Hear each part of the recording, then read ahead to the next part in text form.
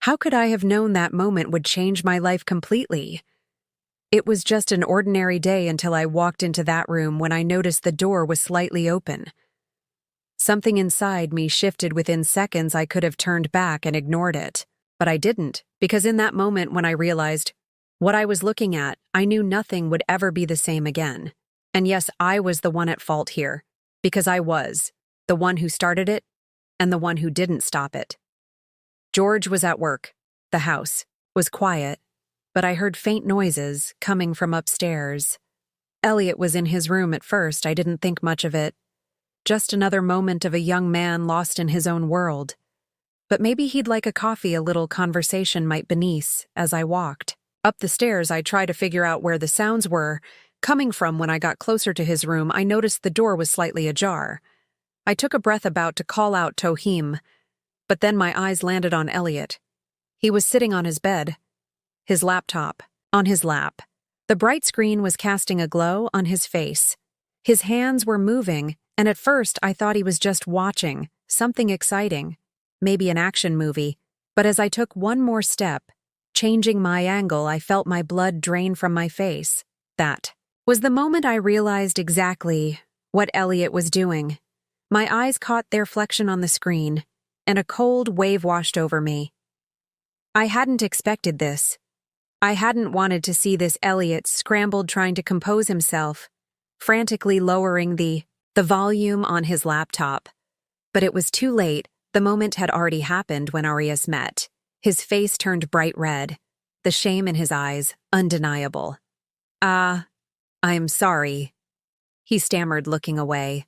I felt frozen in place. I ummed at the door. It started, but I had no idea what I was even trying to say. A strange warmth spread through me. I was embarrassed, yes, but my mind was also racing with thoughts I couldn't quite grasp. I quickly stepped out of the room, my heart pounding against my chest. I pressed my hands to my face, trying to steady my breath. What the hell was that? I whispered to myself. What had I just done? Why had I been so careless? But was I the only one at fault here? Stop it. Darlene. The first told myself sternly, but the chaos inside me was triggered by more than just what I had seen. Elliot was 23. Now he wasn't a kid anymore, but I was also 47. A woman who had experienced her fair share of shame in life. I had never been in a situation like this before, but I knew exactly what shame felt. Like I stood frozen in the hallway, my heart still racing. I ran my fingers through my hair, trying to pull myself together, when Elliot appeared at the doorway.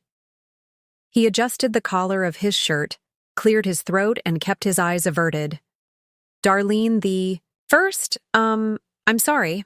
I thought I had closed the door, he said, his voice unsure but sincere. I quickly shook my head, looking away. No. Actually, I should be the one apologizing. I should have knocked before coming in, I said hurriedly, not really knowing what else to say. Silence. But this wasn't just any silence. We had lived in the same house for years, but this was the first time we had ever looked at each other like this. The first time there was this kind of tension. Between us, I should head downstairs and start preparing something for dinner. I said, quickly turning toward the stairs. My voice was trembling, but I was trying to hold it together. Elliot didn't say anything. He just followed me with his eyes, as if he was trying to piece something together in his mind before the big thing started happening between Elliot and me. Don't forget to subscribe to my channel, turn on notifications, and listen to this story until the end. I promise you, everything is going to get really exciting until that evening. We didn't say a word to each other, no texts, no eye contact, not even small talk. But that silence whispered that things would never be the same again. At dinner, we sat at the same table, but we couldn't look at each other. The only sound was the clinking of silverware against our plates. We needed to talk to ease the tension. We both knew it. But how that night passed. Then the next day, and Theon after that, everything seemed normal. But nothing really was. Our silence only made the invisible tension between Us grow even stronger, and then one afternoon, Elliot sat down next to me. I could see the hesitation in his eyes, but it was clear. He wanted to fix things. Darlene, about the other day. I'm really embarrassed. I'm sorry, I didn't want things to be this way. Please, I don't want this to ruin things between us. He said, his voice nervous but sincere. I took a deep breath, no matter how strange and unexpected this was. I needed to put him at ease. I smiled, shrugged slightly, and said, "Oh, Elliot, believe me, I've had my fair share of embarrassing moments over the years." Then I shared a few of those moments with him. His smile relaxed a little, and he nodded, his embarrassment fading slightly at that moment, it seemed. Like the tension between us had lifted, but deep down I knew nothing had truly passed, even though everything seemed to be getting better. This conversation had completely erased the boundaries between us, and I could feel it. Things were about to go much further. Elliot let out a small chuckle, lowering his gaze to Thedible. "I guess we even now," he said. Quietly, I frowned slightly and turned to him. "What do you mean?" I asked, curiosity creeping into my voice for a second. Heist's expression shifted, like he had just realized he had said something he couldn't take back. He rubbed the back of his neck, hesitating for a moment, but he'd already started, and now he had no choice. But to continue, he took a deep breath, then looked away as he muttered, "I've seen you the same way, you just didn't know about it." It felt like electricity had shot through my body. I froze for a moment, what I whispered as the weight of his words pressed down on me. Elliot's face was flushed, but he kept going. "I never told you because I was too embarrassed, but I never forgot about it. Actually, it was my little secret. Something I couldn't get out of my head." My heart was pounding wildly. A strange warmth spread through me, that foreign sensation that told me something had changed. Elliot's words weren't just a confession, they shattered every last boundary between us. There was only one thing on my mind, Alette. This couldn't go on. I needed to set a boundary if he had feelings for me. I had to say it outright and put a stop to it with that thought. I got out of bed. My heart was pounding like crazy, but my feet had already taken me to Elliot's room. His door was slightly open, and the dim light inside faintly illuminated the room. As I stepped inside, I saw him. He was sleeping. But at that moment, my eyes weren't on him. They were fixed on something else. Something big. My breath caught, my body froze for a moment. Seeing him like that sent a storm raging inside me. I shouldn't have seen it. I should have turned around immediately, but I didn't. I stood there for a few seconds, trying to understand what I was feeling. Then I pulled back. There was something inside me that I couldn't suppress, but I had to ignore it. I returned to my room and lay down. But nothing was the same anymore. That night I had no idea how much more complicated things would become. No matter what I did, I couldn't resist this growing closeness with Elliot. With each passing day, the boundaries blurred even more, and the pull between us only got stronger. I didn't even realize when things had gone this far. But the one thing I knew was that turning back was becoming impossible. And then Elliot came home like that. He was drunk. The noise from the door, the things he knocked over. The sounds could have woken George, but I knew how hard it was for George to wake up, so I quickly stepped out of my room and went to Elliot. I didn't even have time to properly fix my clothes before I was standing right next to him. Elliot's eyes were slightly unfocused and a faint smile played on his lips. "Darlene, are you real?" He mumbled, his words slurred from the alcohol, but still sincere. I took a deep breath and grabbed his arm. "Elliot, come on, you can't go upstairs like this. We have to be quiet." But Elliot's eyes were locked onto my face. He smiled, softly, his gaze slowly traveling over me. "You know you're really beautiful. Have you always been this way? Or did I just never notice?" I froze for a second, but then quickly pulled myself together. "Elliot, that's enough. Come to the kitchen. I'll make you some coffee." I slowly led him to the kitchen. I was trying to sober him up a little, but because of Elliot's gaze and the things he was saying, something inside me was also unraveling. Elliot sat down on the chair while he prepared the coffee, but suddenly the cup slipped from his hands and spilled onto the counter. "Ah, Elliot, you need to be more careful," I whispered quickly, trying to clean up the mess. But Elliot just smiled softly. "Were you always this sweet?" I hurriedly cleaned up the kitchen. We couldn't stay here any longer. George was sleeping upstairs, but with Elliot in this state, he couldn't afford to make any more noise. "All right, we're going upstairs, but be quiet," I warned, slipping my arm around his and guiding him toward the stairs when we got to his room. His movements were even more unsteady. He needed to change his clothes, but he was too out of it to do it on his own.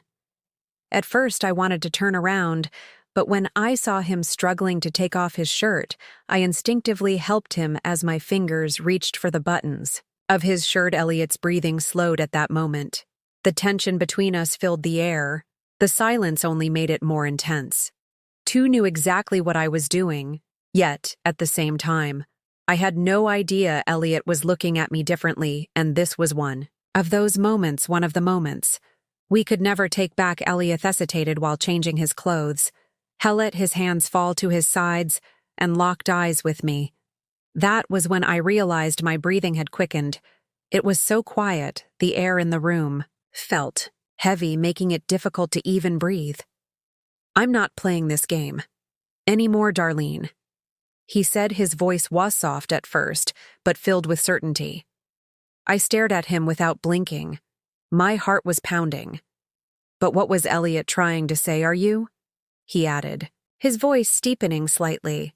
"We both caught each other once, and that's it. You don't think about it at all. I know it crosses your mind before you sleep."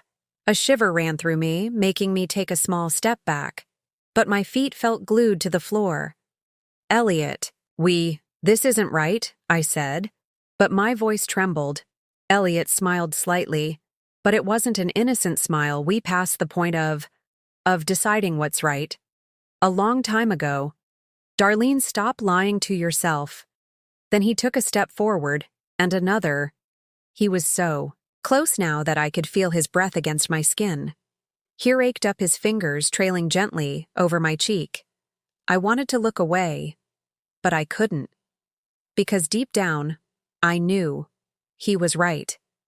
And then Elliot's lips met mine, all the silence, all the tension. The answer to everything was hidden in that moment. The thoughts echoing in my mind suddenly quieted all my doubts into whispers because I hadn't resisted Elliot, and the truth was, I had never wanted to. My hands were trembling, but I didn't pull away. When I saw the determination in Elliot's eyes, I knew there was nothing left to hide. Iswallow took a deep breath and slowly slid the straps of my clothing off my shoulders. "You're right, Elliot," I whispered, my voice barely above a breathlatone. "Not play this game any longer," closing the distance between us. Completely, I lay back on the bed. My heart was pounding in my chest, but turning back was no longer an option. Elliot slowly leaned over me. He looked into my eyes for a moment, then smiled. "Don't be afraid," he said, his voice warm and reassuring. "Everything is right." I looked away, a shiver running through me, even if I couldn't admit it to myself. I knew how long I had been waiting for this moment, but still I couldn't stop the words from slipping out of my mouth. "Elliot, I'm a little scared," I said. My breathing was uneven because of a few big things. "Elliot, I'm a little scared," I said, my breathing uneven because of a few big things. Elliot smiled and ignored what I said as if he liked it. Maybe it was because he was drunk. Elliot leaned quietly to my ear and said, "George, mustn't wake up." I knew what he meant, that there had to be silence. I don't know how I felt, something huge inside me, and I had to stop myself from making a loud noise. Elliot looked at me and said something like, "I know, darling, everything is great. And so were you. What did?" I think he guessed, and he understood me. I couldn't help myself. and I closed my eyes. I was holding the sheets tightly with my hands, and my body trembled and spasmed. I covered my mouth with my hand so I wouldn't make a sound. Elliot was so drunk that he didn't care about anything. In fact, even this was affecting me a lot. The excitement of the event combined with everything else and the irresistible feeling of something big. Elliot was drunk, tired, and out of breath. I said, "Elliot, you're red and we have to hurry." Elliot said, "Okay." He said okay, but he kept going the same way. And more and more and more. I had another contraction and I didn't care about anything anymore. I wasn't, even myself, anymore.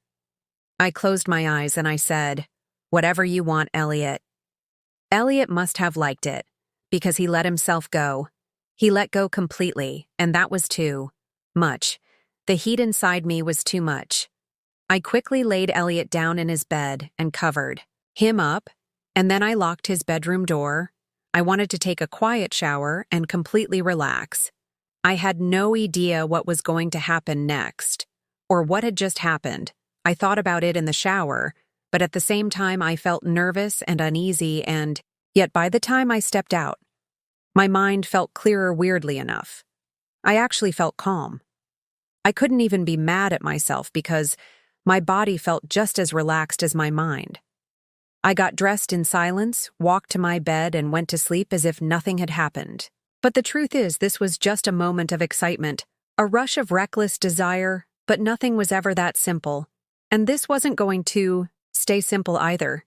It didn't stop here. It couldn't. Bigger things happened, more intense things. And in the end, George was going to find out everything. This story isn't over yet. Make sure to follow and subscribe so you don't miss what happens. Next, turn on notifications and leave a comment. It helps you stay one step ahead for these stories. Your support means everything. And if you've made it this far, thank you for listening.